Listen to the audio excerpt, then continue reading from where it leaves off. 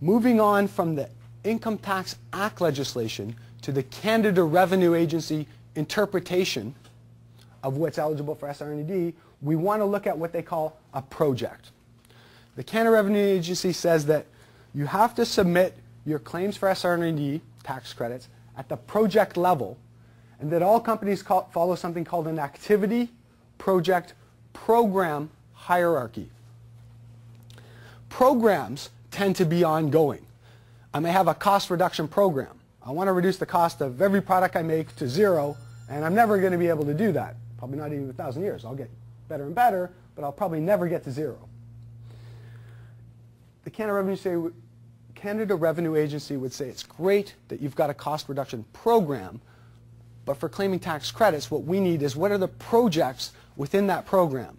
And a project typically has an objective that's achievable in 3 years or less. Okay, I manufacture this rubber tire here for $100 a unit, and I have some ideas on process improvement that within the next 2 years, I think I could get it to $98 a unit. That would be my cost reduction project within my cost reduction program. And within that, I may have a set of interrelated activities, different things I do. I test pressures, I test temperatures, maybe material variations, different activities that I try in order to achieve that project's objective. Right? So a project is a set of interrelated activities that collectively, and here's that word again, attempt to achieve a technological advancement. I'm going to talk about this term in a lot more detail in a few slides.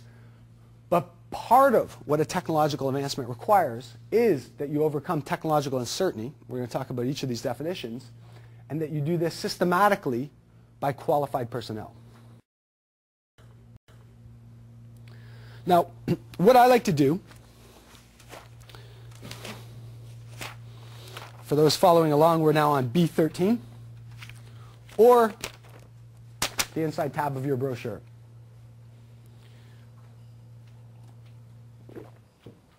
What I like to do is refer to this criteria of technological advancement, the one that we're trying to meet in the Act, and that the Canada Revenue Agency is directing us on how we would describe that, by using three shapes: square, triangle, and circle.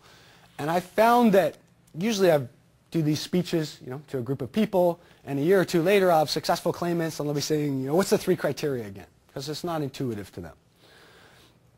The first thing that I found, and people, if they think of it this way, tend to remember it, is that we want to be thinking outside the box. And that analogy tends to be worldwide. I can have people, whose English is their third or fourth language, and they will understand that concept of thinking outside the box. What the Canada Revenue Agency calls it is standard practice. So they say, quote, commonly available sources of knowledge or experience are those that can be reasonably assumed to be readily available to those with basic training in the field.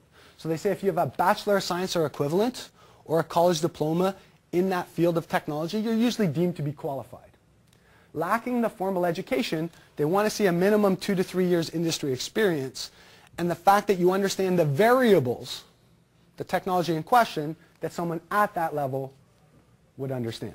Okay? So they're going to be looking, scrutinizing, does this person really understand the technology, or are they just learning the basics of the technology? They clarify that they include knowledge that's available in the business context of the firm. However, an enterprise may not have practical access to information proprietary to a competitor or known only in specialist or academic circles. So what does that mean? Do you have to be the first in the world to have done something? No. A lot of the industrial SR&ED that we see each year is in fact aimed at things we know we can do. Wow, we went to this trade show and look at this European competitors, got some new solution here. If we can't figure out how to match this, we're dead in the water. And we can tell the CRA, hey, the competitors got it, it's proprietary, patent's pending, so we can't even pull a patent on it. We don't know how they did it. We just know that they did it. We know it can be done, but we can't get a solution. We could try to reverse engineer it. We could do various things, all of which could be eligible SR&ED activity. But the fact is, if we can show there's no off-the-shelf solution, and we took reasonable steps within the business context of our firm, then we should qualify. So then they go on to say the next level is, essentially, the presence of a technological uncertainty puts us in what they call the realm of experimental development, when solutions cannot be based on standard practice. So we've got to be thinking outside the box. So the first thing that I recommend that we do, from a practical standpoint, what information do we have to provide? A solid claim would do two things, provide two main components for this section of the project. The very first one, and on claims where I get involved in objections or appeals, this is often the shortcoming. That the client's actually done some good work, they have good records. The issue is, should they have known the answer from the start? Okay? I've been to some big companies where they develop a new plastic molding machine, and the reviewer looks at it and says, you know what, I've seen that same machine in 3 other factories. Tell me what you did before you started to make sure there was no solution. And often these guys didn't do it. They just, hey, I'm done plastic molding 20 years. They just start doing it. And even though they did good work, the reviewer says, well, I don't know. That technology seems to be prevalent in other places. So I think, I don't even know if the solution, but I'm making you tell me. If you can't tell me what you did up front, I'm going to deny the project. And I've seen it happen. So what we've done is we've said that really there's only certain things that we've ever figured that people can do. And we looked at all the different things and we grouped them into roughly 6 or 7 categories. The first 2 are really the same. We do internet searches, Google searches, whatever you want, and we identify X number of articles, blogs, whatever.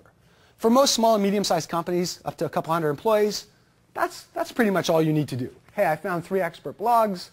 They all agree that this is an area of technological uncertainty where there is no solution, so we went forward on that basis. Generally enough. If you can keep that evidence, this is one of the big problems. People do that, but they don't often keep those articles or references for later when CRA wants to come and review it. If you can keep that, that would be worth its weight in gold. If you do patent searches, which is really now just like another kind of internet or Google search, you can search Google patents for free for all the US patents. Again, just a subset of that, but the CRA really likes that. They tend to say, hey, if you're looking at levels of technology at a patent perspective, that's a strong indicator that you're taking reasonable steps to identify existing standard practice. Yeah, so we want to tell them if in fact that's the case. Competitive methods. So again, what are my competitors doing? Holy smokes, I went to a trade show and a competitor came out with some new stuff. I know it can be done, but I don't know how to do it. Similar in-house technology. So very often, if I have a proprietary technology, I'm the one who developed it. There's nothing like this in the world. I don't often have someone to go to ask questions. I can ask experts in various fields, but often I'm the expert. So I can look at my own technologies to talk about what I think the limits are, or what I think my ideas are for pushing those limits to a higher level. Component suppliers are often a great source of information, in certain industries in particular. So if I'm mixing chemicals and one of my chemical suppliers, resin supplier or something, says, hey, we got this new chemical that you can add in your mix or it'll affect your matrix or something like that. We don't know how. We can give you some rough ideas, but it's really up to you to go figure out how it applies to your processes and how to optimize it. That would be a great source of evidence. And then kind of I would call it second last, but really the last one here, because nobody tends to use the other column, is any kind of other queries to an expert. We've got some problems that we identify as problems. Let's go ask an expert in that field, whether it's just a blog on the internet or whatnot, and get feedback from them. Again, the Canada Revenue Agency would say that's worth its weight in gold.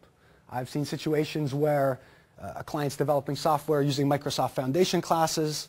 They're not working for some reason. They email Microsoft and say, hey, how come this isn't working? And either Microsoft doesn't email them back, or more often says, well, you know what, you're trying to use other non-Microsoft products. We don't want to support that. We can't help you. Okay?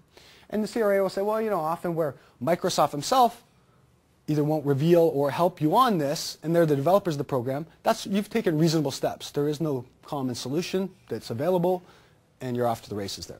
So again, just take the steps. And most companies do this. The weakness on the description is they don't very quickly document for the CRA how many of these different things did we do. If the reviewer sees that, they tend to go on to the next step. Yes? Is there a point at which your in-house people are considered experts and therefore they're able to say, we know this doesn't exist anywhere else? Like at which point, is there a point and at which point would that be?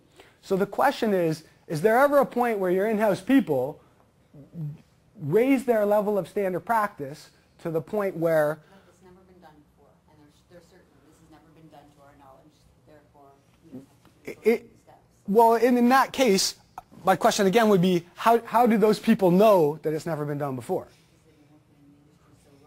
Right, so they probably read, I'm saying they probably read industry magazines, right? So they can say, well, you know, I've been looking at 30 articles in industry magazines that talk about this issue over the last 5 years, and everyone agrees it's not done. I'm going to guess that if you ask them, how do you know, they would tell you very quickly, well, you know what, I did 4 patent searches, I've looked at 22 competitors who have something similar but have never been able to do it, and any one of those would be enough. But I'm guessing in that situation, when you ask the people, instead of assuming, they would be able to give you exactly those kinds of answers that you're looking for. I asked them, and they kind of, oh, well, it's never been done before. I'm like, how do you know? We just know.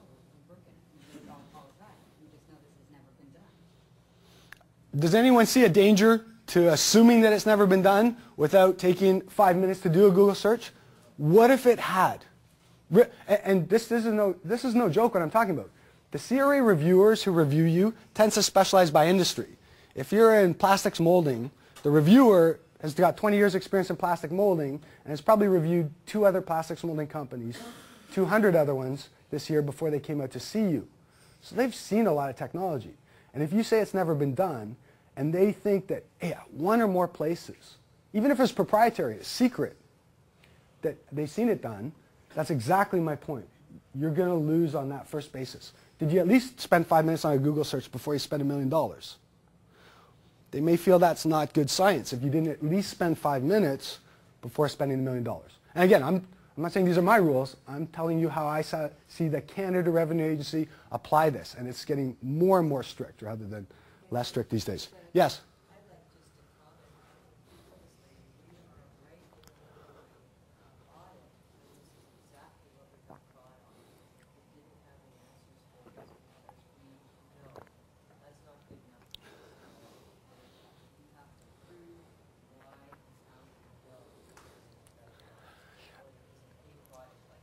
I would say that, and thank you, I would say that the mindset of the CRA is that technology changes so fast that if you're an expert today, in 2 years, most of what you know isn't even that relevant other than stuff that you've known for 10 years, the base principles.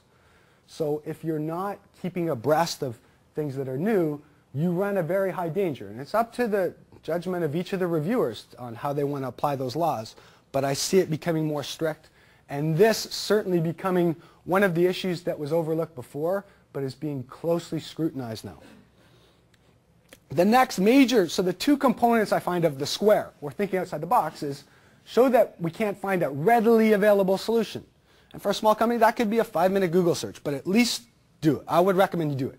If you can spend another 10 minutes and do a patent search for key terms and not find something, even better. 15 minutes of time will really put you on a solid basis. What I call a solid foundation, the base of the square for the rest of the project.